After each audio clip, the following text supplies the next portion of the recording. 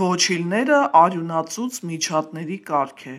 Մարդու և կաթնասունների մակաբույծներն հանդիպում են ամենուրեք։ Մարմինը ձվաձև է տափակ, 1-ից 5 մմ երկարություն ունեն, անթև են։ Կուրծքը և փորիկը միաձույլ են և քիչ շարժուն։ Մշտական մակաբույծներ են, հյուծում են տիրոջը և վարակիչ հիվանդություններ են փոխանցում։ Հայտնի է ոչիլի մոտ 200 տեսակ։ Մարդու ոչիլը հայտնի է երկու ձևի՝ գլխի և հագուստի։ Մարդու գլխի և հագուստի ոչիլները, լինելով մշտական էկտոպարազիտներ, առաջացնում են ախտաբանական վիճակ, որին անվանում են պեդիկուլյոզ։ Ոչիլի թուքը առաջացնում է սաստիկ քոր։ Գլխի պեդիկուլյոզի ժամանակ հատկապես ախտահարվում են ծոծրակի, ականջի, հետևի և քունքի մասերը։ Էպիդերմիսի վնասմանը կարող է գումարվել երկրորդային ինֆեկցիան։ Գլխի ոչիլներն առավել հաճախ հանդիպում են երեխաների շրջանում։ Միջատները սովորաբար տարածվում են մի մարդու մազից մյուսի մազերին ուղղակի անմիջական փոխանցման միջոցով, իսկ ավելի հազվադեպ գլխի մազերի խնամքի պարագաների միջոցով։ Գլխի ոչիլները ինքնին վտանգ չեն ներկայացնում և հիվանդություններ չեն տարածում,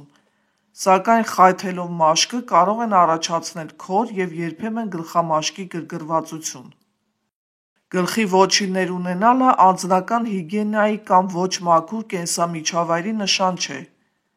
Այդ ոչիլները բակտերիալ կամ վիրուսային հիվանդություններ չեն կրում։ Գլխի ոչիլների դեպքում կարող է առաջանալ քոր գլխամաշկի պարանոցի և ականջների շրջանում։ Սա ոչիլի խայթոցների նկատմամբ ալերգիկ ռեակցիա է։ Երբ մարդը առաջին անգամ է ունենում գլխի ոչիլ, քորը կարող է չառաջանալ 4-ից 6 շաբաթվա ընթացքում։ Գլխամաշկին կպնում են ոչիլները։ Դուք կարող եք տեսնել գլխամաշկին կպած ոչիլներ, սակայն դրանք հաճախ դժվար է նկատել, քանի որ փոքր են, խուսափում են լույսից և արագ են շարժվում։ Մազի ցողունների վրա կպած ոչիլների ձվիկները, անիծները, կպչում են մազերի ցողուններին և կարող են դժվար հայտնաբերվել, քանի որ շատ փոքր են։ Անիծները ամենահեշտը նկատվում են ականջների և պարանոցի մազագիծի շուրջը։ Դատարկ անիծները կարող են ավելի հեշտ հայտնաբերվել, քանի որ ավելի բաց գույնի են և գլխամաշկից ավելի հեռու են։ Այնուամենայնիվ, անիծների առկայությունը չի նշանակում, որ կան կենդանի ոչիլներ։ Այսպիսի դեպքերում պետք է դիմել բժշկի։ Բժիշկը հավանաբար խորհուրդ կտա դեղատոմս չպահանջող դեղամիջոց, որը սպանում է ոչիլները և թրթուրների որոշ մասը։ Այդ դեղամիջոցները կարող են չսպանել վերջերս դրված ձվիկները, անիծները։ Հետևաբար, համապատասխան ժամանակացույցով երկրորդ բուժումը սովորաբար անհրաժեշտ է սպանելու թրթուրները անիծներից դուրս գալուց հետո, սակայն մինչև հասուն ոչիլ դառնալը։ Որոշ ուսումնասիրություններ ցույց են տալիս, որ առաջին բուժումից 7-ից 9 օր հետո կրկնակի բուժումը երկրորդ բուժման համար լավագույն ժամանակն է։ Սակայն նաև կան կրկնակի բուժման այլ ժամանակացույցեր։ Գլխի ոչիլի բուժման համար մատչելի դեղամիջոցներ են պերմետրինը։ Պերմետրինը պիրետրինի սինթետիկ տարբերակն է, որը քրիզանթեմի ծաղկից ստացված քիմիական միացություն է։ Պերմետրինը թունավոր է ոչիլների համար։ Օգտագործելուց առաջ պետք է երեխայի մազերը լվանալ շամպունով, բայց ոչ կոնդիցիոներով։ Մազերը լվանալուց առաջ սպիտակ քացախով մազերը օծելը կարող է օգնել լուծելու սոսինձը, որի օգնությամբ ձվիկները, անիծները կպչում են մազերի ցողուններին։ Դեղորայքը թողեք մազերի մեջ պիտակում նշված ժամանակահատվածում, այնուհետև լվացեք ձեր երեխայի մազերը։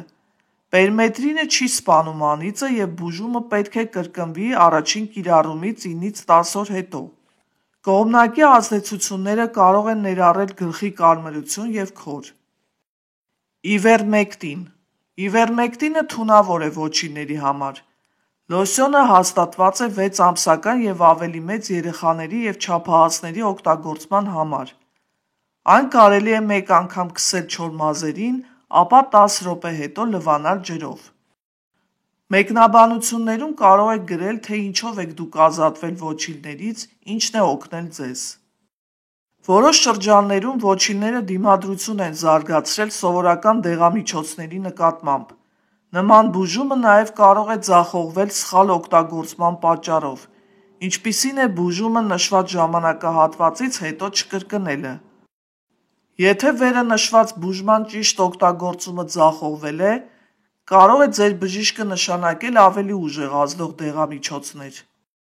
Ինչպես կարելի է կանխարգելել ոչիլների տարածումը։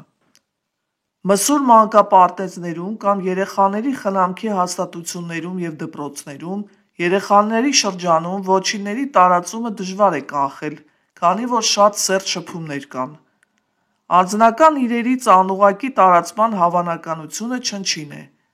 Այնուամենայնիվ գլխի ոչիլների տարածումը կանխելու համար կարող եք ձեր երեխային ասել, որ կանխի հագուստը այլ մանկական հագուստից առանձին կեռիկի վրա։ Խուսափի սարերի, խոզանակների, գլխարկների կամ շարֆերի համատեղ օգտագործումից։ Խուսափի մահճակալների, բազմոցների կամ բարձերի վրա պառկելուց, որոնք շփվել են գլխի ոչիլ ունեցող մարդու հետ։ Այնուամենայնիվ, եթե ունեք ոչիլներ, և եթե նախընտրում եք չօգտագործել գլխի ոչիլների բուժման համար նախատեսված դեղամիջոց, կարող եք մտածել տնային բուժման մասին։ Օրինակ, խոնավ սանրում։ Խոնավ մազերը մանր ատամնավոր սարով սանրելը կարող է հեռացնել ոչիլները և որոշ թրթուրներ։ Ուսումնասիրությունները ցույց են տալիս, որ թաց սանրման արդյունքները տարբեր են։ Սկսում եք մազերը թռչելուց և դրանք մազերի կոնդիցիոներով կամ ձիթապտղի յուղով օծում եք։ Առնվազն 2 անգամ սանրում եք ամբողջ գլուխը գլխամաշկից մինչև մազերի ծայրը։ Դա սովորաբար պետք է կրկնել յուրաքանչյուր 3-4 օրը մեկ մի քանի շաբաթվա ընթացքում, առնվազն 2 շաբաթ հետո, երբ այլևս ոչիլներ չեն հայտնաբերվում։ Փոքր կլինիկական հետազոտությունները ցույց են տվել, որ որոշ բնական բուսական յուղեր կարող են սպանել ոչիլները, զրկելով նրանց օդից, սակայն արդյունավետությունը անորոշ է։ Գլխի ոչիլների բուժման համար օգտագործում են նաև կենցաղային մի շարք ապրանքներ։ Ենթադրվում է, որ դրանք զրկում են ոչիլներին օդից, երբ առատ քանակությամբ քսվում են մազերին, ծածկում ցնցուղի գլխարկով և թողնում գիշերվա ընթացքում։ Այս նպատակով օգտագործվող ապրանքները ներառում են մայոնեզը, ձիթապտղի յուղը, մարգարինը կամ կարագը, նավթային ժելեն։ Այնուամենայնիվ պարզ չէ, թե արդյոք այս միջոցները օգնում են, թե ոչ։ Սովորաբար ոչիլները 1 օր չեն ապրում առանց մարդու գլխամաշկից սնվելու, իսկ անիծները չեն կարող գոյատևել առանց գլխամաշկի ջերմության։ Ուստի տնային իրերի վրա ոչիլների գոյատևման հավանականությունը փոքր է։ Որպես նախազգուշական միջոց դուք կարող եք մաքրել իրերը, որոնք տուժած անձը օգտագործել է նախորդ 2 օրերին։ Պետք է լվանաք իրերը տաք ջրով,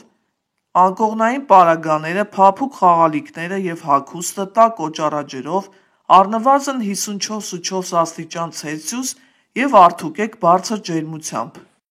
Մաքրեք սանրերը, խոզանակները և մազերի այլ պարագաները, դրանք 5-10 րոպե դնելով տաք օճառաջրի մեջ։ Փակեք իրերը, որոնք հնարավոր չէ լվանալ պոլիէթիլենային տոպրակների մեջ 2 շաբաթվա ընթացքում։ Հատակը և փափուկ կահույքը լավ փոշեցծեք։